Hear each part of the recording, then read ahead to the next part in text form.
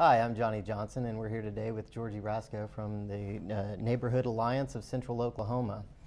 Georgie, good to have you with us today. Thank you very much for having me. Just wanted to talk a little bit about the Neighborhood Alliance and what it is you guys do. I guess a lot of people are maybe familiar with neighborhood watches and that sort of thing from the crime watch or neighborhood watch signs that you see up in neighborhoods, but you guys do a lot more than that. Can you tell me a little bit about it? We are a nonprofit organization that's been around Oklahoma City for 33 years, so we've been here for a long time. We help organize neighborhood associations, both voluntary and mandatory associations. And one of the things that, like you're mentioning, that we do is we work in cooperation with the Oklahoma City Police Department in doing all the crime watch and crime patrol programs for the city of Oklahoma City. We currently have over 380 organized neighborhood associations in the city of Oklahoma City. So there's a lot of people out there that care deeply about their neighbors and their neighborhoods. Excellent.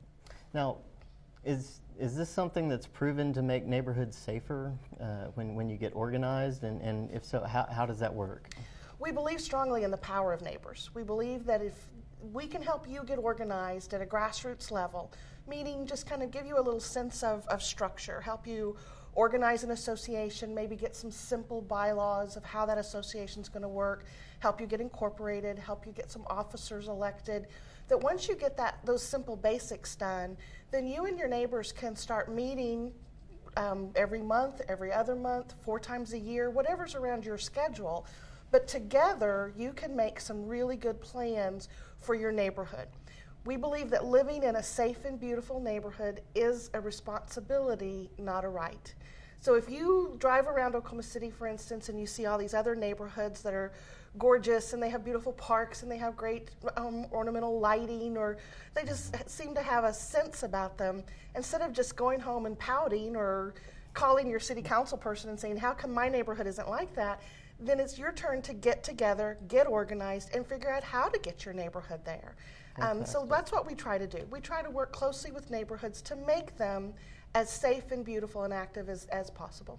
And I'm sure as long as you guys have been doing this, you have some sort of success story a brief success story you could share with us. Oh, there are lots of success stories, but one that comes to mind is a neighborhood called Medical Community Neighborhood. They're over at the base of the state capitol, not quite the mansions of Lincoln Terrace, but the neighbors to the mansions. Very, very sweet neighborhood. About 7-8 years ago, the houses in that little area were selling at literally $14 and $15 a square foot. You couldn't even give them away because of crime, graffiti, lots of problems. They're beautiful 1930 style, Tudor style homes. A neighborhood association went in there, worked very hard over the last several years, received several grants to do some improvement projects, and just worked hard as neighbors. And now you can barely tell the difference when you're driving from Lincoln Terrace into Medical Community. It's so seamless and so beautiful. And today the homes over there are selling upwards of between $70 and $80 a square foot. Wow, that's a great story. Now, you guys have an event that's coming up, I think, that you might like to promote in April, I believe it is. We do. The first Tuesday of every month, we have an open workshop in our office. The even-numbered months, which is coming up this month, it's how to organize your neighborhood. So anybody out there at all that lives in an area that does not have an organized neighborhood association, they're welcome to come to those meetings. They start at 6. We serve a light supper. We usually serve pizza or something so you can come straight from work. And we talk all about how to get a neighborhood organized. From that point on, we'll work with you individually. Once you get the basics of what's kind of expected, then any problems that arise or anything else you might need, we're there to help you one-on-one. But it's a great way to figure out what you can do to help get your neighborhood organized. Then on the in-between months, we offer how to train your neighborhood officers. So if you want to be an officer for your neighborhood, or you've thought about running, or you were just elected and you don't really have a clue what to do, come on over. We'll also teach you how to do that. Fantastic.